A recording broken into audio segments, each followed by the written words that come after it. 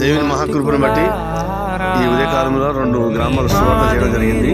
వస్తుండే ఈ వాగు ఉన్నది. ఈ వాగు పేరు చంపన వాగు. దేవుడు ఈ ప్రాంతంలో మమ్మల్ని వాడుకోవడానికి దేవుడు కృప చూపించినాడు.